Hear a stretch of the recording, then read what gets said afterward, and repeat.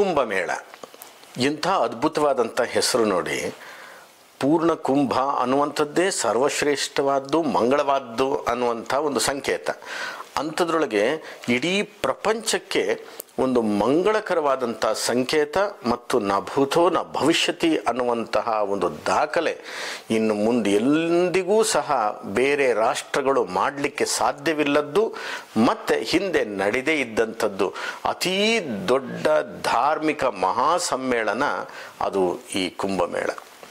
ಅದರೊಳಗೂ ಸಹ ಪ್ರಪಂಚದ ಅತೀ ಪ್ರಾಚೀನ ನಾಗರಿಕತೆಯಲ್ಲಿ ಒಂದಾದಂತಹ ಈ ಸಿಂಧೂ ನಾಗರಿಕತೆ ಅಥವಾ ಸನಾತನ ಧರ್ಮದ ಈ ನಾಗರಿಕತೆಯ ಈ ಧಾರ್ಮಿಕದ ಹಬ್ಬ ಇದೆಯಲ್ಲ, ಇದು ಈ ಜಗತ್ತಿನ ಪ್ರತಿಷ್ಠಿತೆಯ ಹೆಮ್ಮೆಯ ಹಬ್ಬ. ಯಾಕೆಂತಂದರೆ ಇವತ್ತಿನ ದಿವಸ ಸನಾತನ ಧರ್ಮದಷ್ಟು ಹಳೆಯ ಅಂದರೆ ಅತೀ ಪ್ರಾಚೀನ ಮಾನವತಾ ನಾಗರಿಕತೆಯೇ ಇನ್ನೆಲ್ಲೂ ಯಾವ ದೇಶದಲ್ಲೂ ಕಾಣಲಿಕ್ಕೆ ಸಿಕ್ಕೋದಿಲ್ಲ. ಅದು ಭಾಳ ವಿಶೇಷ. ಅದರೊಳಗೂ ಸಹ ಇವತ್ತಿನ ಈ ಕುಂಭಮೇಳದಲ್ಲಿ ಸಾಧುಗಳು, ಸಂತರು, ಸನ್ಯಾಸಿಗಳು, ಅಘೋರಿಗಳು, ನಾಗಸಾಧುಗಳು, ಭಕ್ತರು, ಉದ್ಯಮಿಗಳು, ಲೌಕಿಕದವರು, ವಾನಪ್ರಸ್ಥರು ಎಲ್ಲರೂ ಸೇರ್ತಕ್ಕಂಥ ಈ ಕುಂಭಮೇಳ. ಏನಿದು ಕುಂಭಮೇಳ? ಹೇಗೆ ಶುರುವಾಯಿತು ಈ ದೇಶದಲ್ಲಿ? ಹಾಗಿದ್ರೆ ಕುಂಭಮೇಳ ಅನ್ನೋದು ಪ್ರಾಚೀನ ಕಾಲದಿಂದಲೂ ಇತ್ತ ಅನ್ನೋದು ಬಹಳ ಒಂದು ವಿಮರ್ಶೆ. ಇದರಲ್ಲಿ ನಿಜವಾಗ್ಲೂ ಸಂಪೂರ್ಣವಾದಂತಹ ವಿರಾಟ ರೂಪ, ವಿರಾಟ ದರ್ಶನ ಅಥವಾ ವಿಶ್ವರೂಪ ಕಾಣತಕ್ಕಂಥದ್ದು ಯಾರದ್ದು ಗೊತ್ತಾ? ಆದಿಶಂಕರಾಚಾರ್ಯರದು. ಕುಂಭಮೇಳವನ್ನು ಸ್ಥಾಪನೆ ಮಾಡಿದ್ದೇ ಆದಿಶಂಕರಾಚಾರ್ಯರು.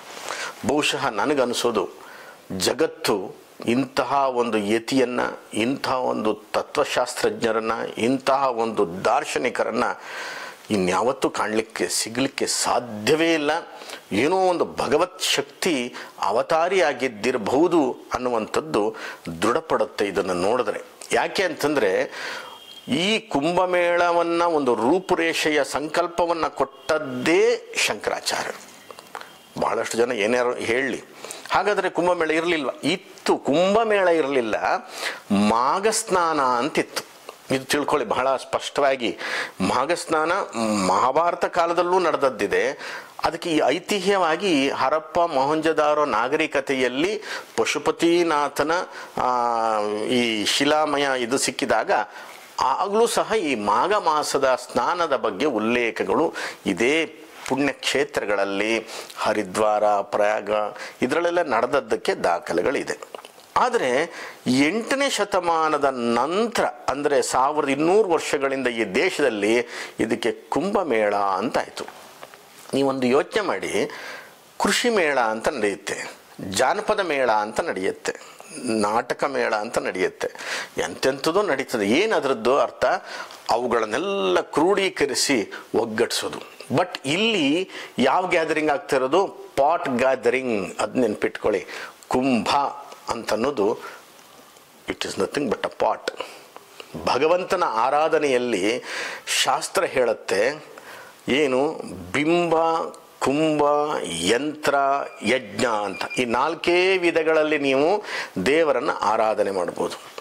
ಯಾಕಿದು ಶಂಕರಾಚಾರ್ಯರು ಇದನ್ನು ಮಾಡಿದರು ಅಂತಂದರೆ ನಿಮಗೆ ಆಶ್ಚರ್ಯ ಆಗ್ಬೋದು. ಈ 8ನೇ ಶತಮಾನದ ಒಂದು ಅಂತಿಮ ಹಂತದಲ್ಲಿ ಇಡೀ ಭಾರತವನ್ನು ಬೌದ್ಧ ಧರ್ಮ ಆವರಿಸ್ಕೊಂಡು ಬರ್ತಾ ಇತ್ತು.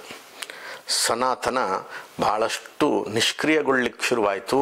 ಹಿಂದೂ ಧರ್ಮ ಅಂತ ಕರೆಸ್ಕೊಂಡಂಥದ್ದು ತುಂಬಷ್ಟು ವಿಮರ್ಶೆಗಳು, ಜಿಜ್ಞಾಸೆಗಳು, ಕೆಲವೊಂದು ತಿರಸ್ಕಾರದ ಭಾವನೆಗೆ ಹೋಗ್ತಾ ಬಂತು.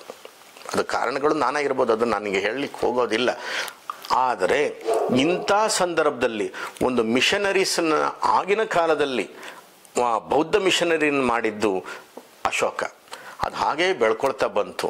ಅದನ್ನು ಏನು ತಡೆಗಟ್ಟಬೇಕು ಅಂಥೇಳಿ ಕಾಲ್ನಡಿಗೆಯಲ್ಲಿ ಮರದ ಪಾದುಕೆಯನ್ನು ಹಾಕ್ಕೊಂಡು ಶಂಕರಾಚಾರ್ಯರು ಇಡೀ ದೇಶ ಸುತ್ತಿ ಅರಸರುಗಳನ್ನು, ತುಂಡರ ರಾಜರುಗಳನ್ನೆಲ್ಲ ಮಾತಾಡಿ ನೀವು ಇದನ್ನು ಸನಾತನ ಧರ್ಮವನ್ನು ಸ್ಥಾಪನೆ ಮಾಡಬೇಕು, ಶಿವನನ್ನು ನೀವು ಮರಿಬಾರ್ದು, ನಾರಾಯಣನನ್ನು ಮರಿಬಾರ್ದು, ನಮ್ಮ ಈ ಹಿಂದೂ ಧರ್ಮವನ್ನು ಮತ್ತೆ ನೀವು ಬಲಪಡಿಸಬೇಕು ಅಂತ ಎಲ್ಲರ ಹತ್ರ ಹೇಳಿ ಹೋದಾಗ ಅವರೆಲ್ಲರೂ ಆಗ್ಬೋದು ಅಂತೇಳಿ ಆಶ್ವಾಸನೆ ಕೊಡ್ತಾ ಇದ್ರೆ ವಿನಃ ಇವ್ರು ಹೋಗಿ ಇನ್ನೊಂದು ಊರಿಗೆ ಹೋಗಿ ಮಾತಾಡಿ ಬರೋ ಅಷ್ಟೊತ್ತಿಗೆ ಇವ್ರಿಗೆ ಮರ್ತೇ ಹೋಗ್ತಿತ್ತು.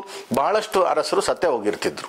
ಅಂದರೆ ಯಾಕೆಂತಂದರೆ ಆಗಿನ ಕಾಲ ಹಾಗಿತ್ತು. ಒಂದು ಕಡೆಯಿಂದ ಹೋಗಿ ಬರೋ ಅಷ್ಟೊತ್ತಿಗೆ ಭಾಳ ಕಷ್ಟ, ಕಮ್ಯುನಿಕೇಷನ್ ಇರಲಿಲ್ಲ. ಇವರು ಸುತ್ತಾಡಿ ಇದು ಸಾಧ್ಯವೇ ಇಲ್ಲ ಅಂತ ಅಂದುಕೊಂಡ ಮೇಲೆ ಅವರು ಒಂದು ಯೋಚನೆಗೆ ಬರ್ತಾರೆ. ಇದಕ್ಕೆ ನಿಜವಾದಂತಹ ಒಬ್ಬ ಯೋಧರು ಯಾರು ಅಂತಂದರೆ ಈ ನಾಗಸಾಧುಗಳು. ಹಾಗಿದ್ರೆ ಈ ನಾಗಸಾಧುಗಳನ್ನು ಸಂಘಟನೆ ಹೇಗೆ ಮಾಡಬೇಕು ಅಂತ ಹೇಳಿ ಯೋಚನೆ ಮಾಡ್ತಾರೆ. ಯೋಚನೆ ಮಾಡಿ ಒಂದು ಅದ್ಭುತವಾದಂಥ ಪರಿಕಲ್ಪನೆಯನ್ನು ಇವರು ತರ್ತಾರೆ. ಏನಂತಂದರೆ ಪ್ರತಿ ನಾಗಸಾಧುಗಳು, ಸಂತರು ಮತ್ತಾಮೇಲೆ ಯಾವ್ಯಾವ ಯೋಗಿಗಳಿದ್ದಾರೆ ಅವ್ರನ್ನೆಲ್ಲ ಕ್ರೋಢೀಕರಿಸ್ತಾರೆ. ಶಂಕರಾಚಾರ್ಯರು ಹೇಳ್ತಾರೆ, ಈ ಸನಾತನ ಧರ್ಮದಿಂದ ಪರಮಹಂಸ ಪರಿವ್ರಾಜಕಾಚಾರ್ಯರು ಅಂತ, ಅಂದರೆ ಈ ಸ್ವಾಮಿಗಳು ಅಂತ ನೀವೇನು ಕರಿತಾ ಇದ್ದೀರಿ, ಅಂತಹ ಒಬ್ಬ ಸನ್ಯಾಸಿಗಳಲ್ಲಿ 10 ವಿಧವಾದಗಳನ್ನು ಅವ್ರು ಹೇಳ್ತಾರೆ. ತೀರ್ಥ, ಭಾರತಿ, ಸರಸ್ವತಿ, ಗಿರಿ, ಪುರಿ, ಅರಣ್ಯ, ಸಾಗರ, ಪರ್ವತ, ವನ, ಹಾಗೆಯೇ ಆಶ್ರಮ. ಈ 10 ಸನ್ಯಾಸದ ನಾಮಗಳು. ಇವರು ಪೀಠಾಧಿಪತಿಗಳು ಅಥವಾ ಏನು ಹೇಳ್ತೀವಲ್ಲ ಯತಿಗಳು ಅಂತ ನಾವು ಕರಿತೀವಿ. ಇದನ್ನು ಹೊರತುಪಡಿಸಿ ಇನ್ನೊಂದಿಷ್ಟು ಸಾಧು ಸಮಾಜ ಇದೆ. ಅದು ಅಘೋರಿಗಳಿದ್ದಾರೆ, ಸಂತರುಗಳಿದ್ದಾರೆ, ಆಮೇಲೆ ತತ್ವಶಾಸ್ತ್ರಜ್ಞರುಗಳೊಂದಿಷ್ಟು ಜನ ಅಧ್ಯಾತ್ಮವಾಸಿಗಳಿದ್ದಾರೆ.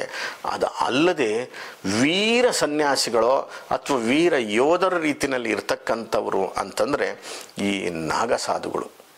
ಅವರು ಸಾಧುಗಳ ರೂಪದಲ್ಲಿ ಎಲ್ಲವನ್ನು ತ್ಯಜಿಸಿ ಬೈರಾಗಿಗಳ ರೀತಿಯಲ್ಲಿ ಇರ್ಬೋದು, ಆದರೆ ಒಳಗಡೆ ಇರ್ತಕ್ಕಂಥ ಕೆಚ್ಚು ಅತೀವವಾಗಿರ್ತಕ್ಕಂಥ ಶಕ್ತಿ. ಅದಲ್ಲದೆ ಆತ್ಮಶಕ್ತಿ, ದೇಹಶಕ್ತಿ ಇವೆರಡು ಬಹಳ ಸ್ಟ್ರಾಂಗ್ ಆಗಿರ್ತಕ್ಕಂಥದ್ದು. ನಾಗಸಾಧುಗಳನ್ನು ಗುರುತಿಸ್ತಾರೆ ಶಂಕರಾಚಾರ್ಯರು, ಅವ್ರನ್ನೆಲ್ಲ ಸೇರಿಸ್ತಾರೆ. ಆ ಸೇರಿಸಿ ಕುಂಭಮೇಳದ ಕಾನ್ಸೆಪ್ಟನ್ನು ತರ್ತಾರೆ. ಆ ಕುಂಭಮೇಳ ಕಾನ್ಸೆಪ್ಟ್ ತರಬೇಕಾದ್ರೆ ಅಷ್ಟು ಸುಲಭ ಇಲ್ಲ. ಇವ್ರನ್ನೆಲ್ಲ ಒಟ್ಟು ಹಾಕ್ಬಿಟ್ಟು ಶೈವ ಅಖಾಡ ಅಂತ ಮಾಡ್ತಾರೆ, 7 ಅಖಾಡ ಮಾಡ್ತಾರೆ. ವಿಷ್ಣು ಅಖಾಡ ಅಂತ ಮಾಡ್ತಾರೆ, ಅದು 3 ಅಖಾಡಗಳಾಗ್ತವೆ. ಅದೇ ರೀತಿಯಾಗಿ ಒಂದು ಉದಾಸೀನ ಅಖಾಡ ಅಂತ ಮಾಡ್ತಾರೆ, ಅದು 3 ಅಖಾಡಗಳಾಗ್ತವೆ. ಈ ಉದಾಸೀನ ಅಖಾಡಗಳಲ್ಲಿ ಹರಿಯಾಣ ಮತ್ತು ಪಂಜಾಬ್ನಲ್ಲಿದ್ದಂತಹ ಅತೀವ ವೀರ ಯೋಧರುಗಳು, ಸನ್ಯಾಸಿಗಳು, ಅಧ್ಯಾತ್ಮದಲ್ಲಿ ಇದ್ದೂ ಸಹ ವೀರ ಸೈನಿಕರಂತ ಇದ್ದಂಥವ್ರನ್ನ ಒಟ್ಟು ಮಾಡ್ತಾರೆ. ಅವರು ಖಡ್ಗಧಾರಿಗಳೂ ಆಗಿರ್ತಾರೆ. ಇವ್ರನ್ನೆಲ್ಲ ಒಟ್ಟು ಮಾಡಿ 13 ಅಖಾಡಗಳನ್ನು ಮಾಡ್ತಾರೆ. ಎಂಥ ಒಂದು ವಿಶೇಷ ನೋಡಿ. ಅದರೊಳಗಡೆ ಈ ಶೈವ ಪರಂಪರೆಯಲ್ಲಿ ಬರ್ತಕ್ಕಂಥವರಿಗೆ ಮಹಾನಿರ್ವಾಣಿ, ಜುನ, ನಿರಂಜನಿ, ಅಥಳ, ಆವಾಹನ, ಅಗ್ನಿ, ಆನಂದ ಅಂತ ಹೆಸರಿಡ್ತಾರೆ. ಎಲ್ಲರನ್ನೂ ಒಟ್ಟು ಮಾಡ್ತಾರೆ. ಒಟ್ಟು ಮಾಡಿ ಜಗದ್ಗುರುಗಳಾಗಿದ್ದಂತಹ ಶಂಕರಾಚಾರ್ಯರು ಆವಾಗ ಲೋಕ ಅವರನ್ನು ಜಗದ್ಗುರು ಅಂತ ಕರೆದದ್ದು, ಅವರು ಕರ್ಕೊಂಡಿದ್ದಲ್ಲ. ಅವರೆಲ್ಲರನ್ನೂ ಸೇರಿಸಿ ನದಿ ತೀರದಲ್ಲಿ, ಗಂಗಾ ನದಿ ತೀರದಲ್ಲಿ ಒಂದು ಪ್ರವಚನ ಮಾಡ್ತಾರೆ. ಅವರಿಗೆ ಪಂಚ ಸಂಸ್ಕಾರಗಳ ಬಗ್ಗೆ ಬೋಧನೆಯನ್ನು ಮಾಡ್ತಾರೆ. ಪಂಚ ಸಂಸ್ಕಾರಗಳನ್ನು ಕೊಡ್ತಾರೆ. ಕೇಶಮಂಡನ ಮಾಡ್ತಾರೆ ಮೊದಲನೇ ಸಂಸ್ಕಾರವಾಗಿ. ಆಮೇಲೆ ನೀವು ಬಿಡುವಂಥ ಕೂದಲಿದೆಯಲ್ಲ ಅದು ಜಟಾಧಾರಿಗಳಾಗಿ ನೀವು ನಿಮ್ಮ ಒಳಗಡೆ ಶಿವನನ್ನು ಸ್ಥಾಪಿಸ್ಕೊಳ್ಳಿ. ನೀವೇ ಶಿವನ ಗಣಗಳಾಗಬೇಕು, ನೀವೇ ಆಯುಧಗಳನ್ನು ಧರಿಸಬೇಕು ಅಂಥೇಳಿ. 2ನೇದು ಶಸ್ತ್ರಧಾರಿಗಳನ್ನು ಮಾಡ್ತಾರೆ. 3ನೇದು ದಿಗಂಬರನ್ನಾಗಿ ಮಾಡ್ತಾರೆ. 4ನೇದು ಭಸ್ಮಧಾರಿಗಳನ್ನಾಗಿ ಮಾಡ್ತಾರೆ. ಆಮೇಲೆ ಜಪಮಾಲೆಯನ್ನು ತೊಡಿಸ್ತಾರೆ. ಈ 5 ಸಂಸ್ಕಾರಗಳನ್ನು ಕೊಟ್ಟದ್ರಿಂದ ಆ ನಾಗಸಾಧುಗಳು ಶಂಕರಾಚಾರ್ಯರನ್ನು ತಮ್ಮ ಗುರುಗಳು ಅಂತೇಳಿ ಭಾವಿಸ್ಕೊಂಡ್ಬಿಡ್ತಾರೆ. ಏನು ಮಾಡ್ಬೇಕು ಹೇಳಿ ಗುರುಗಳೇ ಅಂತ ಶುರು ಮಾಡ್ತಾರೆ. ಆಗ ಇವರು ಒಂದು ಮುಹೂರ್ತವನ್ನು ಇಡ್ತಾರೆ. ಹಿಂದಿನ ಕಾಲದಲ್ಲೂ ಇದ್ದದ್ದು ಇದು ಮುಹೂರ್ತ ಒಪ್ಕೊಳ್ತೇವೆ ನಾವು. ಶಂಕರಾಚಾರ್ಯರೇ ಇಟ್ಟ ಮುಹೂರ್ತ ಏನಲ್ಲ, ಈ ಸಂಘಟನೆ ಮಾಡಿದ್ದು ಶಂಕರಾಚಾರ್ಯರಾದರೆ ಈ ಮುಹೂರ್ತ ಹೇಗೆ ಮಾಡ್ತಾ ಇದ್ರು ಅಂದರೆ ನೋಡಿ, ನಮ್ಮ ಭಾರತದ ವಿಜ್ಞಾನ ಎಷ್ಟು ಮಟ್ಟಕ್ಕೆ ಪ್ರಬುದ್ಧತೆಯನ್ನು ಹೊಂದಿತ್ತು ಅಂತ ಅನ್ನೋದಕ್ಕೆ ಖಗೋಳವನ್ನು ಮತ್ತು ಈ ಭೂಗೋಳವನ್ನು ಒಂದು ಸಮೀಕರಿಸಿ ಒಂದೊಳ್ಳೆ ರೀತಿಯಾದಂಥ ಮುಹೂರ್ತಗಳನ್ನು ಕಂಡುಹಿಡ್ಕೊಳ್ತಾ ಇದ್ರು. ಇವತ್ತಿಗೂ ಸಹ ನೀವು ಕುಂಭಮೇಳ ಮಾಡಬೇಕು ಅಂತಂದ್ರೆ, ಈಗ ನೋಡಿ 13ನೇ ತಾರೀಕು ಒಂದು ಸ್ನಾನ ಆಯಿತು, 15ಕ್ಕೊಂದಾಯಿತು, ಈಗ ಅಮಾವಾಸ್ಯೆಗೊಂದಾಗತ್ತೆ, ಅಮಾವಾಸ್ಯೆಯಿಂದ ಪಂಚಮಿಗೊಂದಾಗತ್ತೆ, ಹುಣ್ಣಿಮೆಗೆ ಒಂದಾಗತ್ತೆ, ಶಿವರಾತ್ರಿಗೆ ಒಂದಾಗತ್ತೆ. ಇದಕ್ಕೆ ಶಾಹಿ ಸ್ನಾನ ಅಂತ ಕರೀತಾರೆ. ಇರಲಿ, ಒಟ್ಟಿನಲ್ಲಿ ಒಳ್ಳೆ ಮುಹೂರ್ತಗಳು ಅಂತ. ಇಲ್ಲಿ ಏನು ಅಂತಂದರೆ, ಉತ್ತರಾಯಣ ಪ್ರಾರಂಭವಾಗಿ ಕರ್ಕಾಟಕ ಮಾಸಕ್ಕೆ ಸೂರ್ಯ ಬಂದಾಗ ಸಂಕ್ರಮಣಕ್ಕೆ ದಕ್ಷಿಣಾಯನ ಪ್ರಾರಂಭ ಆಗುತ್ತೆ. ಅವಾಗಿನ ಕಾಲದಲ್ಲಿ ನಾವು ಮಾಡಿದಂಥ ಈ ಶಬ್ದವನ್ನು ಈಗಿನ ಖಗೋಳ ವಿಜ್ಞಾನಿಗಳು ತಗೋತಾರೆ northern hemisphere and southern hemisphere ಅಂತ. ಬಟ್ ನಾವು ಯಾವುದೋ ಕಾಲದಲ್ಲಿ ಬರೆದು ಗೀಚಿ ಹಾಕಾಗಿರುತ್ತೆ ಭಾರತೀಯರು ಉತ್ತರಾಯಣ ಮತ್ತು ದಕ್ಷಿಣಾಯನ ಅಂತ. ಉತ್ತರಾಯಣ ಅಂತ ಪ್ರಾರಂಭವಾದಂಥ ಸಂದರ್ಭದಲ್ಲಿ ನೋಡಿ, ಮಕರ ರಾಶಿಯಲ್ಲಿ ಸೂರ್ಯ ಇದ್ದು, ವೃಷಭದಲ್ಲಿ ಗುರು ಇದ್ದು, ಮತ್ತು ಚಂದ್ರ ಈ ಕೇಂದ್ರ ಸ್ಥಾನದಲ್ಲಿ ಬಂದಂಥ ಸಂದರ್ಭದಲ್ಲಿ ಉತ್ತಮವಾದಂಥ ಮುಹೂರ್ತ. ಅಥವಾ ಮೇಷರಾಶಿಯಲ್ಲಿ ಸೂರ್ಯ ಬಂದು, ಕಟಕ ರಾಶಿಯಲ್ಲಿ ಗುರು ಬಂದು, ವೃಶ್ಚಿಕದಲ್ಲಿ ಚಂದ್ರ ಅಥವಾ ಶನಿ ಬಂದು, ಅಥವಾ ಶನಿ ಕುಂಭರಾಶಿಯಲ್ಲಿದ್ದು ಚಂದ್ರ ವೃಶ್ಚಿಕದಲ್ಲಿದ್ರೂ ಕೇಂದ್ರ ಸ್ಥಾನವನ್ನಾಗಿ ಮಾಡ್ತಾರೆ. ಅದು ಅಲ್ಲದೆ ಮೇಷರಾಶಿಯಲ್ಲಿ ರವಿ ಇದ್ದು ಕಟಕದಲ್ಲಿ ಗುರು ಇದ್ದಾಗ ಬಹಳ ವಿಶೇಷವಾದಂಥ ಒಂದು ಮುಹೂರ್ತ ಅಂತ ಕರೀತಾರೆ. ಇದು ಅಲ್ಲದೆ ಬಹಳಷ್ಟು ಈ ಥರದ ಒಂದು ಸರಳ ರೇಖೆಯಲ್ಲಿ ಬರಬಹುದಾದಂಥ ಗ್ರಹಗಳು, ಕೇಂದ್ರ ಸ್ಥಾನದಲ್ಲಿ ಇರಬಹುದಾದಂಥ ಗ್ರಹಗಳನ್ನು ಲೆಕ್ಕಾಚಾರ ಮಾಡಿ ಮಾಡ್ತಕ್ಕಂಥದ್ದು. ಇದೆಲ್ಲದಕ್ಕಿಂತ ವಿಶೇಷ ನಿಮಗೊಂದು ಗುಟ್ಟು ಹೇಳ್ತೀನಿ. 26ನೇ ಇಸವಿಯ ಪ್ರಾರಂಭದಲ್ಲಿ, ಇನ್ನು ನಮ್ಮ ಈ ಜೀವಮಾನದಲ್ಲಿ ಯಾರೆಲ್ಲ ಇದೀವಲ್ಲ, ಈಗ ಯಾರು ಈಗಿನ ಹುಟ್ಟಿದ ಮಕ್ಕಳಿಗೂ ಮತ್ತು ಮುಂದೆ ಆ ಮುಹೂರ್ತ ಸಿಗದೇ ಇರುವಂಥ ಒಂದು ಮುಹೂರ್ತ ಬರ್ತಾ ಇದೆ. ಆ ಮುಹೂರ್ತದಲ್ಲಿ ಗುರು ವೀಕ್ಷಣೆಯ 4 ಗ್ರಹಗಳು ಗುರುವಿನ ಮನೆಯಲ್ಲಿದ್ದು ಸಪ್ತಮದಲ್ಲಿ ಗುರುದರ್ಶನವಾಗಿ, ನಂತರ ಶನಿಯೇ ಪ್ರಬಲವಾದಂಥ ಸ್ಥಾನಕ್ಕೆ ಬಂದಿದ್ದು ಕುಂಭದಲ್ಲೇ ಇದ್ದು, ಚಂದ್ರ ಈ ಗಜಕೇಸರಿ ಯೋಗದಲ್ಲಿರುವಂಥ ಒಂದು ಅಪೂರ್ವವಾದಂಥ ಮುಹೂರ್ತ ಇರ್ತದೆ.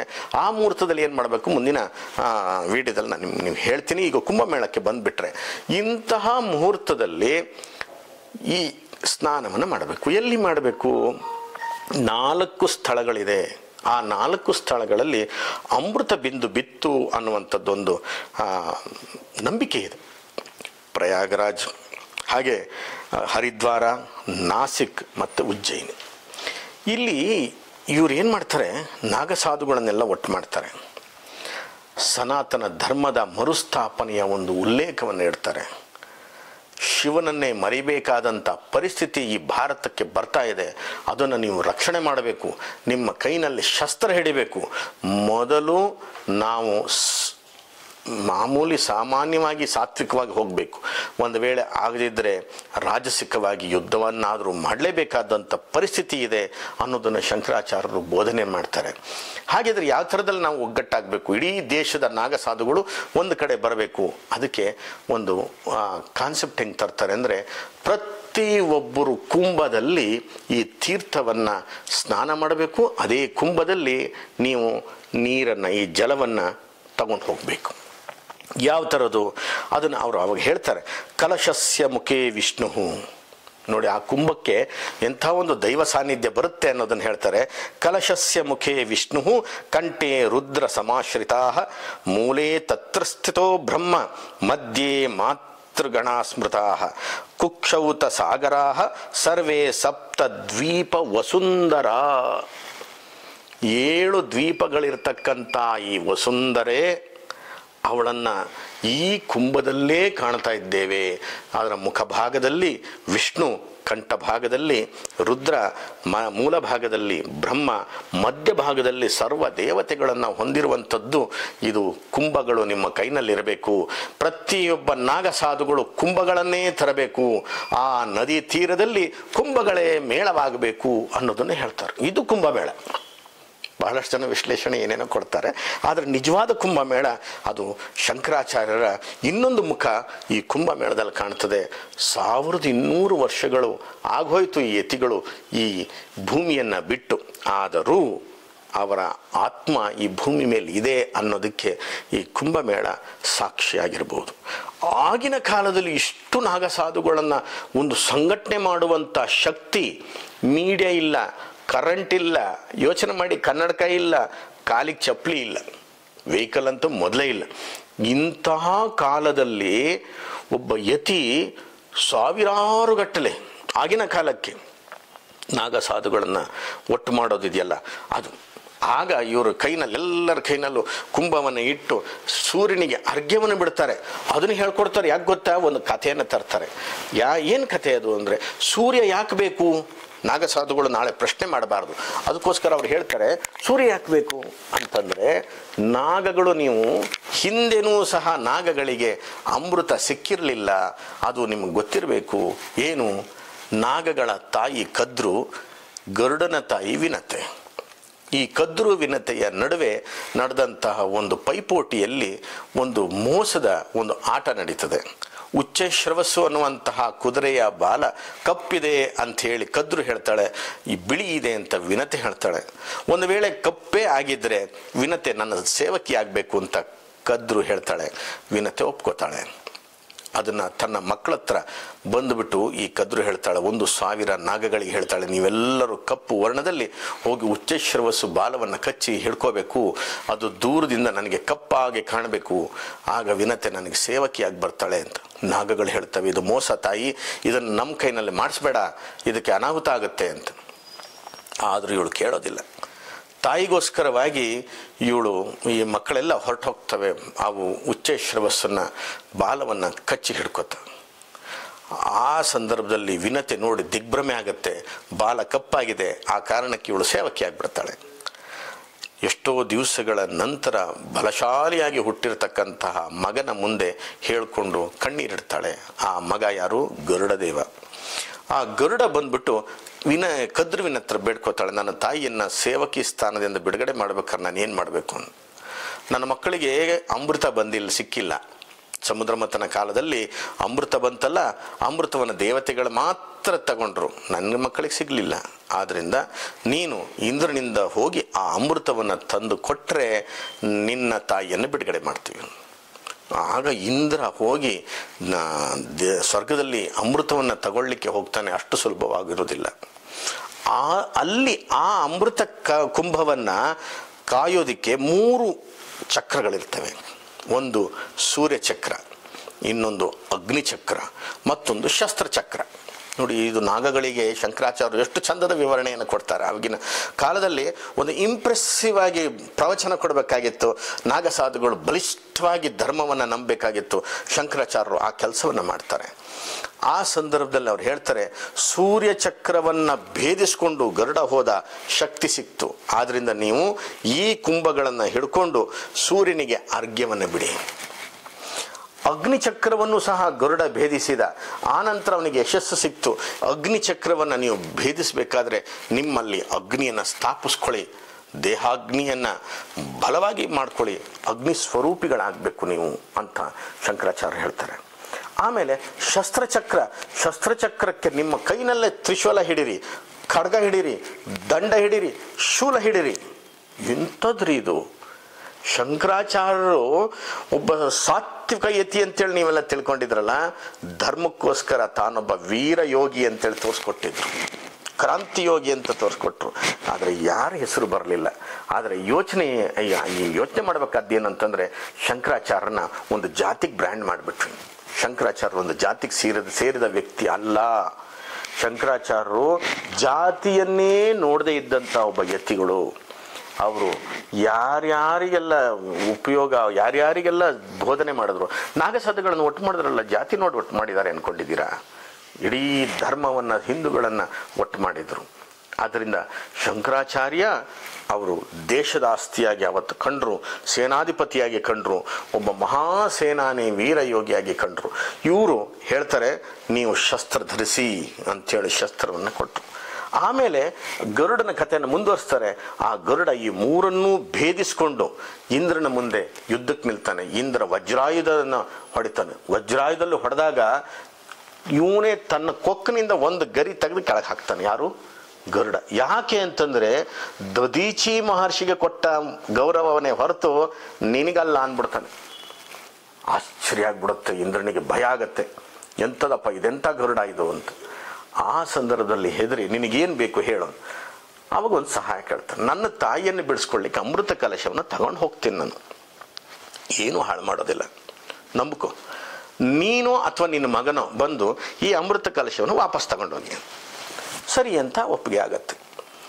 ಅದನ್ನು ಹಿಡ್ಕೊಂಡು, ಅಮೃತ ಕಲಶವನ್ನು ಹಿಡ್ಕೊಂಡು ಗರುಡ ಹಾರ್ತಾನೆ. ಹಾರ್ಕೊಂಡು ತರುವಾಗ ಆಶ್ಚರ್ಯ ಆಗುತ್ತೆ. ವಿಷ್ಣು ನೋಡ್ತಾನೆ, ಅಬ್ಬ ಅಮೃತಕ್ಕೋಸ್ಕರ ಎಂಥ ಯುದ್ಧ ಆಯಿತು. ಈ ಗರುಡ ತನ್ನಲ್ಲೇ ಅಮೃತ ಇದ್ದರು, ತಾನು ಸ್ವಲ್ಪ ಕುಡ್ಕೊಂಡು ಕಡೆಗೆ ಹೋಗ್ಬೋದಾಗಿತ್ತಲ್ಲ. ಒಂದು ಹನಿಯನ್ನು ಧರಿಸಲಿಲ್ಲ, ಬೇಕು ಅಂತ ಬಯಸಲಿಲ್ಲ. ಬಹಳ ಇಷ್ಟ ಆಗುತ್ತೆ. ವಿಷ್ಣು ಪ್ರತ್ಯಕ್ಷ ಆಗಿ ಹೇಳ್ತಾನಂತೆ, ಏನು ವರ ಬೇಕು, ನಿನ್ನಲ್ಲಿರ್ತಕ್ಕಂಥ ಈ ವಿಶಾಲತೆಯನ್ನು ನೋಡಿ ಸಂತೋಷಪಟ್ಟಿದ್ದೀನಿ ಅಂತ. ಗರುಡ ಏನು ಹೇಳ್ಬೇಕು ಅವಾಗ? ಸ್ವಾಮಿ, ನೀನು ಜಗತ್ತಿನ ನಾಥ, ಜಗನ್ನಾಥ, ನಿನ್ಗಿಂತಲೂ ನಾನು ಸ್ವಲ್ಪ ಮೇಲಿರಬೇಕು, ಹಂಗೆ ಮಾಡು ಅಂತಾನೆ. ಅವಾಗ ವಿಷ್ಣುಗೆ ಆಶ್ಚರ್ಯ ಆಗತ್ತೆ. ಹೌದಾ, ಸರಿ ಆಯಿತು, ನನಗೇನಾರು ಇದೆಯಾ ಅಂತಾನೆ. ಅವಾಗ ಗರುಡ ಹೇಳ್ತಾನೆ, ನಾನು ಒಂದು ವರ ಕೊಡ್ತೀನಿ ಕೇಳು ಅಂತ. ಆವಾಗ ವಿಷ್ಣು ಹೇಳ್ತಾನೆ, ವಿಷ್ಣುವಿಗಿಂತ ಮೇಲಿರೋದಕ್ಕೆ ನಾನು ಒಪ್ಕೊಂಡು ಆಯಿತು ಗರುಡನಿಗೆ, ಆದರೆ ಮೇಲಿರೋದು ಅಷ್ಟು ಸೂಕ್ತ ಅಲ್ವಲ್ಲ, ವಿಷ್ಣುವೇ ಮೇಲಿರ್ಬೇಕಲ್ಲ. ಅದಕ್ಕೆ ವಿಷ್ಣು ಹೇಳ್ತಾನೆ, ನೀನು ನನಗೆ ವಾಹನವಾಗು ಅಂತ. ಮುಗಿದೋಯ್ತಲ್ಲ, ಇವನು ಎಷ್ಟೇ ಮೇಲಿದ್ದರೂ ವಿಷ್ಣುವಿಗೆ ವಾಹನವಾಗಿ ಕೆಳಗಿರಬೇಕು ಅಂತ. ನೋಡಿ, ಇದು ಗರುಡನ ಬಲ. ಅಲ್ಲಿಗೆ ವಿಷ್ಣು ಆಶೀರ್ವಾದ ಮಾಡ್ದ. ಈ ಗರುಡ ತಗೊಬಂದು ದರ್ಭ ಚಾಪೆ ಮೇಲೆ ಇಟ್ಟ. ಕದ್ರುವಿಗೆ ಹೇಳ್ದ, ನೋಡು ಅಮೃತವನ್ನು ತಂದಿಟ್ಟಿದ್ದೇನೆ, ನಿನ್ನ ಮಕ್ಕಳೆಲ್ಲ ಹೋಗಿ ಸ್ನಾನ ಮಾಡ್ಕೊಂಬರಲಿ. ಇದೇ ಸ್ನಾನ, ಈ ಮಾಘ ಮಾಸದ ಸ್ನಾನ. ಸೂರ್ಯ ಇಷ್ಟು ಶಕ್ತಿಯುತವಾದಂಥ ಈ ಮುಹೂರ್ತದಲ್ಲಿ ಹೋಗಿ ಸ್ನಾನ ಮಾಡ್ಕೊಂಬರಲಿ, ಅಮೃತವನ್ನು ಕೊಡಿಲಿ ಅಂತ. ನಾಗಗಳೆಲ್ಲ ಹೋದವು ಸ್ನಾನ ಮಾಡೋದಕ್ಕೆ. ಹೋದಾಗ ಈ ಇಂದ್ರ ಬಂದು ಆ ಅಮೃತ ಕಲಶವನ್ನು ಹೊತ್ಕೊಂಡು ಹೋಗ್ತಾನೆ. ವಾಪಸ್ಸು ಬಂದು ನಾಗಗಳನ್ನು ನೋಡ್ತಾನೆ. ನಾಗಗಳೆಲ್ಲ ಬಂದು ನೋಡ್ತವೆ, ಆ ಅಮೃತ ಕಲಶ ಇಲ್ಲ. ಆ ದರ್ಬೆಯನ್ನು ನಕ್ಕಿ ನೆಕ್ಕಿ ನೆಕ್ಕಿ ಏನಾದ್ರು ಒಂದು ಶಕ್ತಿ ಸಿಗುತ್ತೆ ಅಂತ ನಕ್ಕಿದ್ವಂತೆ. ಆ ನೆಕ್ಕಿದ ಹೊಡೆತಕ್ಕೆ ಆ ದರ್ಬೆ ಸೀಳಿದ್ದು ಈ ನಾಲ್ಗೆಗಳು ಸೀಳಿ ಹೋಯ್ತು ನೋಡಿ ನಾಗಗಳಿಗೆ. ಅದನ್ನು ಶಂಕರಾಚಾರ್ಯ ಹೇಳ್ತಾರೆ, ಅವತ್ತೂ ಸಿಗದೇ ಇದ್ದಂಥ ಅಮೃತ ಇವತ್ತು ನಿಮಗೆ ಈ ಮುಹೂರ್ತದಲ್ಲಿ ಸಿಗಬೇಕಾದ್ದು. ಶಿವಾಮೃತವಾದಂಥದ್ದು ಸಿಗುತ್ತೆ, ಶಿವನೇ ಸಿಗೋದೇ ನಿಮ್ಗೆ ಅಮೃತ. ಆದ್ದರಿಂದ ಕುಂಭಗಳಲ್ಲಿ ತುಂಬಿಸ್ಕೊಳ್ಬೇಕು. ಪ್ರತಿಯೊಬ್ಬ ಸನ್ಯಾಸಿಯು, ಪ್ರತಿಯೊಬ್ಬ ಸಂತನು, ಪ್ರತಿಯೊಬ್ಬ ಅಧ್ಯಾತ್ಮ ಜೀವಿಯು, ಪ್ರತಿಯೊಬ್ಬ ಲೌಕಿಕದವನು, ಪ್ರತಿಯೊಬ್ಬ ಬ್ರಹ್ಮಚಾರಿ, ಪ್ರತಿಯೊಬ್ಬ ಗೃಹಸ್ಥನು, ಇವರೆಲ್ಲರೂ ಸೇರಿ ಈ ಮುಹೂರ್ತದಲ್ಲಿ ನೀವೆಲ್ಲರೂ ಯೋಧರಾಗಿ ಯೋಗಿಗಳಾಗಿ ನೀವು ಕುಂಭದಲ್ಲಿ ನೀರನ್ನು ಸಂಗ್ರಹಿಸಿ ಇದು ಕುಂಭಮೇಳವಾಗಬೇಕು ಅಂತ ತಂದದ್ದೇ ಈ ಶಂಕರಾಚಾರ್ಯರ ಕಾನ್ಸೆಪ್ಟು. ಎಲ್ಲರ ಕೈನಲ್ಲಿ ಕುಂಭ ಹಿಡಿದಾಗ ಅವ್ರು ಹೇಳ್ತಾರೆ, ಸರ್ವ ತೀರ್ಥಮಯೋ ಯಸ್ಮಾತ್ ಸರ್ವ ದೇವಮಯೋ ಯತಃ ಅತಃ ಹರಿಪ್ರಿಯೋಸಿತ್ವಂ ಪೂರ್ಣ ಕುಂಭಂ ನಮೋಸ್ತುತೆ. ನೋಡಿ ಅಂಥ ಮಾತನ್ನು ಅವ್ರು ಹೇಳ್ಕೊಡ್ತಾರೆ. ಇಷ್ಟ ಆದಂಥದ್ದು ಈ ಎಲ್ಲ ಇವ್ರುಗಳನ್ನೆಲ್ಲ ಒಟ್ಟು ಮಾಡಿ ಸ್ನಾನ ಮಾಡಿಸಿ ನಂತರ ನಿಮಗೆ ಶಿವರಾತ್ರಿ ದಿವಸ ಶಿವನನ್ನ ಧ್ಯಾನದಲ್ಲಿ ಸಂಪೂರ್ಣವಾದಂತಹ ಈ ಕುಂಭ ಸ್ನಾನ ಆಗುತ್ತೆ. ಇದಾದ ಮೇಲೆ ಎಲ್ಲೆಲ್ಲಿ ಇತ್ತೋ ಬೌದ್ಧ ಸ್ತೂಪಗಳು, ಬೌದ್ಧ ಇದೆಲ್ಲ ಮಿಷನರೀಸ್ಗಳನ್ನೆಲ್ಲ ಈ ನಾಗ ಸಾಧುಗಳು ಹೊಡೆದು ನಾಶ ಮಾಡಿ ಮರುಸ್ಥಾಪನೆಯನ್ನು ಮಾಡಿದ್ರು ಅಂಥೇಳಿ ಐತಿಹ್ಯ ಹೇಳುತ್ತೆ. ಇದಾದ ಮೇಲೆ ಇದೊಂದಕ್ಕೆ ಕಾರಣವಾಗಿರೋದಿಲ್ಲ. ಯಾವುದು ಈ ನಾಗಸಾಧುಗಳ ಹೋರಾಟ. ಎಲ್ಲೆಲ್ಲಿ ಅಧರ್ಮಿಗಳಿದ್ದಾರೋ, ಎಲ್ಲೆಲ್ಲಿ ಅಪಹಾಸ್ಯ ಮಾಡಿದಾರೋ, ಎಲ್ಲೆಲ್ಲಿ ಕುಂಭಮೇಳವನ್ನು ಅಪಹಾಸ್ಯದಿಂದ ಅಸಹ್ಯ ರೀತಿಯಲ್ಲಿ ಚುಡಾಯಿಸಿ ಮಾತಾಡಿದರೋ ಅವರ ಅವನತಿ ಈ ಕುಂಭಮೇಳಕ್ಕೆ ಬಹಳಷ್ಟು ಶತಮಾನಗಳಿಂದ ನಡ್ಕೊಂಡು ಬಂದಿದ್ದಾಗಿದೆ. ಯೋಚನೆ ಮಾಡಿ, ಮೊಘಲರ ಕೆಲವೊಂದು ದೌರ್ಜನ್ಯಗಳ ನಾಶವೂ ಸಹ ಈ ಕುಂಭಮೇಳ ಮಾಡಿತ್ತು. ನಿಮ್ಗೊಂದು ಸಣ್ಣಗೊಂದು ಆ ಇತಿಹಾಸದ ಒಂದು ಪಕ್ಷಿ ನೋಟ ನಿಮ್ಗೆ ಹೇಳಬೇಕು ಅಂತಂದರೆ, 1399ರಲ್ಲಿ ಒಬ್ಬ ಕುಂಟ ತೈಮೂರ್ ಅನ್ನುವಂಥವನು ಇದೇ ಕುಂಭಮೇಳದ ಮೇಲೆ ದಾಳಿ ಮಾಡಿಬಿಟ್ಟ. ಸ್ವೇಚ್ಛಾನುಸಾರಿಯಾಗಿ ಎಲ್ಲರನ್ನು ಕಡ್ದು ಬಿಸಾಡಿಬಿಟ್ಟ. ರಕ್ತಮಯವಾಗಿ ಹೋಯಿತು. ಇದನ್ನು ಪರ್ಷಿಯನ್ ಇತಿಹಾಸಕಾರರು ತಮ್ಮ ಗ್ರಂಥಗಳಲ್ಲಿ ಬರೆದಿಟ್ಟಿದ್ದಾರೆ. ಆ ಸಂದರ್ಭದಲ್ಲಿ ಅವರು ಎದುರಿಸ್ಲಿಕ್ಕೆ ಆಗಲಿಲ್ಲ ಅವತ್ತಿನ ನಾಗಸಾಧುಗಳು. ಅದಾದ ಮೇಲೆ ಮತ್ತೆ ಶಂಕರಾಚಾರ್ಯರ ರೀತಿಯಲ್ಲಿ ಇನ್ನೊಬ್ಬರು ಸರಸ್ವತಿ ಅನ್ನುವಂಥ ಒಬ್ಬರು ಸನ್ಯಾಸಿಗಳು ಮತ್ತೆ ಈ ನಾಗಸಾಧುಗಳನ್ನು ಪ್ರಚೋದಿಸಿ ಮತ್ತೆ ಕುಂಭಮೇಳಗಳನ್ನು ಮಾಡ್ತಾರೆ. ಔರಂಗಜೇಬನ ಸೇನಾಧಿಕಾರಿ ಮಿರ್ಜಾ ಅಲಿ ತುರಂಗ ಅನ್ನುವಂಥವನು ಕಾಶಿ ಮೇಲೆ ದಾಳಿ ಮಾಡ್ತಾನೆ. ನಿಮ್ಗೆ ಗೊತ್ತಿದೆ, ಅಲ್ಲಿ ಎಲ್ಲ ಕನ್ವರ್ಷನ್ ಮಾಡಿಸ್ತಾರೆ. ಕಾಶಿ ವಿಶ್ವನಾಥನ ಮೇಲೆ ದಾಳಿ ಮಾಡುವಂಥ ಸಂದರ್ಭದಲ್ಲಿ 1664ರಲ್ಲಿ ಇದೇ ನಾಗ ಸಾಧುಗಳು ಆ ದಾಳಿಯನ್ನು ವಿಪರೀತವಾಗಿ ಎದುರಿಸಿ ಅವರನ್ನು ಸೋಲಿಸಲಿಕ್ಕೆ ಪ್ರಯತ್ನವನ್ನು ಪಡ್ತಾರೆ. ಇದಾದ ಮೇಲೆ 1666ರಲ್ಲಿ ಔರಂಗಜೇಬನ ಸೇನೆ ಏನು ಹರಿದ್ವಾರದಲ್ಲಿ ಮಾಡಿತ್ತು ಯುದ್ಧ, ಆ ಸಂದರ್ಭದಲ್ಲಿ ಹರಿದ್ವಾರದಲ್ಲಿ ನಡೆದಂಥ ನಾಗಸಾಧುಗಳ ಮೇಲೆ ದಾಳಿ ಮಾಡಲಿಕ್ಕೆ ಬಂದಿದ್ದ. ಆಗಲೇ ಔರಂಗಜೇಬನ ಸೇನೆಯನ್ನು ಹಿಮ್ಮೆಟ್ಟಿಸಿದ್ರು. ಇದು ಅಲ್ಲದೆ 1820ರಲ್ಲಿ ಬ್ರಿಟಿಷರು ಬಂದಂಥ ಸಂದರ್ಭದಲ್ಲಿ ಇವರು ಸಾಧಾರಣ ಮಟ್ಟಿಗೆ ಸಂಘಟನೆ ಆಗ್ತಾ ಅಲ್ಲಿ ಈ ಸ್ವಾತಂತ್ರ್ಯದ ಒಂದು ವೇವ್ಸನ್ನು ತರಲಿಕ್ಕೆ ಶುರು ಮಾಡಿದರು. ಆಗ ಕಾಲ್ತುಳಕ್ಕೆ 485 ಮಂದಿ ಸತ್ತಿದ್ರು. ಇದನ್ನು ನಾವು ನೆನಪಿಡಬೇಕಾದ್ದು. 1857ರಲ್ಲಿ ಕುಂಭಮೇಳ ನಡೀತಲ್ಲ, ಇದು ಭಾರತದ ಮೊಟ್ಟ ಮೊದಲ ಸ್ವಾತಂತ್ರ್ಯ ಸಂಗ್ರಾಮ ಅಂತ ಕರೆಯಲ್ಪಡ್ತಾರೆ. ಬ್ರಿಟಿಷರು ಇದಕ್ಕೆ ಸಿಪಾಯಿ ದಂಗೆ ಅಂತ ಕರೆದ್ರು. ಸಿಪಾಯಿಗಳು ಎದ್ರು, ಜನರು ಎದ್ರು, ಎಲ್ಲ ರೀತಿಯಾದಂಥ ಸಾಧು ಸಂತರು ಎದ್ರು. ಅದಕ್ಕೆ ಕಾರಣವಾದ್ದು 1857ರ ಕುಂಭಮೇಳ. 1927ರಲ್ಲಿ ಮಹಾಕುಂಭಮೇಳ ಮಾಡ್ತಲ್ಲ, ಇದು ಮಹಾಕುಂಭಮೇಳ. ಈ ಮಹಾಕುಂಭಮೇಳಕ್ಕೂ ಕುಂಭಮೇಳಕ್ಕೆ ಏನು ವ್ಯತ್ಯಾಸ? ಈಗ 6 ವರ್ಷಕ್ಕಾದ್ರೆ ಅರ್ಧ ಕುಂಭಮೇಳ ಅಂತಿತ್ತು. ಅದು ಯೋಗಿ ಆದಿತ್ಯನಾಥರು ಅರ್ಧ ಪರ್ಧ ಅಂತೆಲ್ಲ ಕರೀತಾ ಹೋಗ್ಬೇಡ್ರಿ, ಸುಮ್ಮನೆ ಕುಂಭಮೇಳ ಅಂತ ಕರೀರಿ, 12 ವರ್ಷದ ಮಹಾಕುಂಭಮೇಳ ಅಂತ ಕರೀರಿ ಅಂತ ಮಾಡಿದರು. ಇನ್ನು 12x12 144 ವರ್ಷಕ್ಕೆ ಅಂತ ಹೇಳೋದು ಸ್ವಲ್ಪ ಕಷ್ಟದ ವಿಷಯ. ಇದು ಅದ್ರ ಮಧ್ಯದಲ್ಲಿ ಮಹಾಕುಂಭ ಮೇಳ ತುಂಬ ಆಗಿದೆ. ಏನು ಅಂತಂದರೆ, ಒಂದು ಮುಹೂರ್ತಕ್ಕೆ ಸೂರ್ಯ ಮತ್ತು ಗುರುವಿನ ಮುಹೂರ್ತ ತಗೋಬೇಕಾದ್ರೆ ಗುರು 12 ವರ್ಷ ಬೇಕು ಒಂದು ರಾಶಿಗೆ ಪುನಃ ವಾಪಸ್ ಬರೋದಕ್ಕೆ. ಅದಕ್ಕೋಸ್ಕರ 12 ವರ್ಷಗಳಂತ ತಗೊಳ್ತಾ ಹೋದರು. ಇರಲಿ, ಇದು ಇನ್ನೊಂದಿರಲಿ. ಆಮೇಲೆ ನಡ್ಕೊಂಡು ಬಂದಂಥದ್ದು 1942ರಲ್ಲಿ ಪ್ರಪಂಚದ ಯುದ್ಧ ನಡೀತಾ ಇತ್ತಲ್ಲ, ಅಂಥ ಸಂದರ್ಭದಲ್ಲಿ ಕುಂಭಮೇಳಕ್ಕೆ ನಾಗಸಾಧುಗಳು ಎದ್ದು ನಿಂತುಬಿಟ್ರು. ಸ್ವಾತಂತ್ರ್ಯ ಹೋರಾಟವೂ ಆಗಬೇಕು, ಕುಂಭಮೇಳವೂ ಆಗಬೇಕು, ಎಲ್ಲ ಈ ಜನ ಬರಬೇಕು ಅಂತ. ಆವಾಗ ಹಿಂದೂ, ಮುಸಲ್ಮಾನರು, ಕ್ರಿಶ್ಚಿಯನ್ರು ಅಂತ ಎಲ್ಲ ಭೇದ ಭಾವ ಇರಲಿಲ್ಲ. ಎಲ್ಲ ಭಾರತೀಯರು ಕುಂಭಮೇಳದಲ್ಲಿ ಒಟ್ಟಾಗಬೇಕು ಅಂತಾಯಿತು. ಅದನ್ನು ತಡೆಗಟ್ಟಬೇಕು ಅಂತೇಳಿ ಬ್ರಿಟಿಷರು ಒಂದು ಹೊಸ ರೂಮರ್ಸ್ ಹುಟ್ಟಿಸಿದ್ರು. ಜಪಾನಿಯವರು ಬಾಂಬ್ ಹಾಕ್ತೀವಿ ಅಂತ ಹೇಳಿದ್ದಾರೆ, ಕುಂಭಮೇಳಕ್ಕೆ ಹೋಗಬೇಡಿ ಅಂತೇಳಿ. ಆದ್ರೂ ಆಗಿನ ಕಾಲಕ್ಕೆ 20 ಲಕ್ಷ ಮಂದಿ ಸೇರಿದ್ರು ಇದೇ ಕುಂಭಮೇಳಕ್ಕೆ 1942ರಲ್ಲಿ. ಇದನ್ನ ನೋಡಿ, ಎಂಥ ಒಂದು ಸಂಘಟನೆ ಅಂತ ಹೇಳಿ ನೆನ್ಪಿಟ್ಕೊಳ್ಳಿ. 1954ರಲ್ಲಿ ಸ್ವಾತಂತ್ರ್ಯ ಬಂದಂಥ ಈ ರಾಷ್ಟ್ರದಲ್ಲಿ ಕುಂಭಮೇಳ ನಡೀತು. ಆದರೆ ಆ ವ್ಯವಸ್ಥೆಗಳನ್ನು ಮಾಡ್ಕೊಳ್ಳೋ ಪರಿಸ್ಥಿತಿನಲ್ಲಿ ನಾವಿರಲಿಲ್ಲ. ಸ್ವಾತಂತ್ರ್ಯ ಬಂದು ಕೇವಲ ಒಂದು 7 ವರ್ಷ ಆಗಿದೆ. ಅಂಥ ಸಂದರ್ಭದಲ್ಲಿ ಏನಾಗೋಯಿತು, 800 ಸಾಧಾರಣ 810 ಜನನೇನೋ ಅಲ್ಲಿ ಕಾಲು ತುಳಿತಕ್ಕೆ ಸತ್ತೋಗ್ಬಿಟ್ರು. ಇದಾದ ಮೇಲೆ 1986ರಲ್ಲಿ 50 ಜನ ಸತ್ತಿದ್ರು. 2013ರಲ್ಲಿ 12 ಕೋಟಿ ಜನ ಕುಂಭಮೇಳದಲ್ಲಿ ಭಾಗವಹಿಸಿದರು.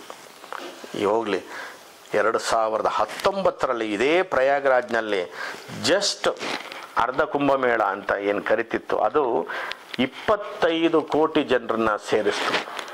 ಯೋಚನೆ ಮಾಡಿ, 2019ರಲ್ಲಿ 25 ಕೋಟಿ ಜನ ಸೇರಿದಂತಹ ಈ ಕುಂಭಮೇಳ 2025ರಲ್ಲಿ ಸುಮಾರು 45 ಕೋಟಿ ಜನ ಸೇರ್ಬೋದು ಅನ್ನುವಂಥ ನಿರೀಕ್ಷೆ ಇದೆ. ಹಾಗಾಗಿ ಯೋಗಿ ಆದಿತ್ಯನಾಥ್ ನೋಡಿ, ಯೋಗಿಗಳು ಸೇರಬೇಕಾದಂಥ ಕುಂಭಮೇಳದಲ್ಲಿ ಯೋಗಿನೇ ಅಲ್ಲಿ ನಮ್ಮ ಮುಖ್ಯಮಂತ್ರಿಗಳಾಗಿರೋದು. ಎಂಥ ಒಂದು ವ್ಯವಸ್ಥೆನ ಮಾಡಿದ್ದಾರೆ. ಹಿಂದೂಗಳಿಗೆ ಅಂತ ಮಾಡಿರೋದೇನಿಲ್ಲ, ಆ ಸರ್ಕಾರಕ್ಕೂ ಲಾಭ ಇರೋದ್ರಿಂದಲೇ ಮಾಡಿದ್ದಾರೆ ಅಂತ ಒಂದು ಅಭಿಪ್ರಾಯವನ್ನು ನಾವು ಗಮನಿಸಬೇಕು. ಏನಂತಂದರೆ, ಸುಮಾರು 7,000 ಕೋಟಿ ರೂಪಾಯಿ ಇದಕ್ಕೆ ಈ ಸರ್ಕಾರ ಖರ್ಚು ಮಾಡಿದೆ. ಸುಮ್ಮನೇನು ನಮ್ಗೆ ಖರ್ಚು ಮಾಡಿದ್ದಾರೆ ಅಂತ ಹೊಟ್ಟೆ ಕಿಚ್ಚುಪಡೋರು ಕಮೆಂಟ್ಸ್ ಮಾಡಬೇಕಾದ್ದೇನಿಲ್ಲ.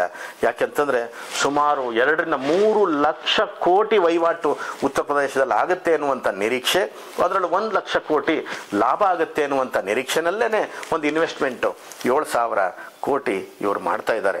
ಹಿಂದೂಗಳಿಗೆ ನಮ್ಮ ಟ್ಯಾಕ್ಸ್ ದುಡ್ಡೆಲ್ಲ ಕಟ್ಬಿಟ್ರು ಅಂತೇಳಿ ಬಾಯಿ ಬಡಿಬೇಕಾದ್ದೇನು ಅಗತ್ಯ ಇಲ್ಲ. ಅದಲ್ಲದೆ ವ್ಯವಸ್ಥೆ ಮಾಡಿದ್ದನ್ನು ಬಹಳ ಪ್ರಶಂಸೆ ಮಾಡಬೇಕು. ಸುಮಾರು 1,500,000 1,500,000 ಲಕ್ಷನೇನಪ್ಪ ಅಷ್ಟು ಶೌಚಾಲಯಗಳನ್ನು ರೆಡಿ ಮಾಡಿದ್ದಾರೆ.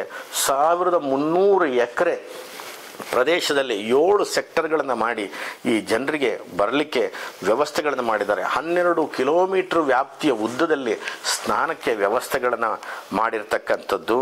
ಜೊತೆಯಲ್ಲಿ ಸುಮಾರು ಉಳ್ಕೊಳ್ಳಲಿಕ್ಕೆ ಪೆಂಡಾಲ್ಗಳನ್ನು ಮಾಡಿರೋದು, ಶಿಬಿರಗಳನ್ನು ಮಾಡಿರೋದು.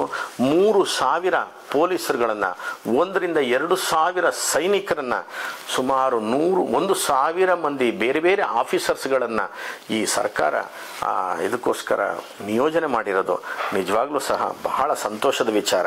ಅದರೊಳಗೂ ಸಹ ಈ 7ನೇ ಶತಮಾನದಲ್ಲಿ ಹೂಯನ್ ಸಾಂಗ್ ಅಂತೇಳಿ ಚೈನಾದವನು ಬಂದಿದ್ದ.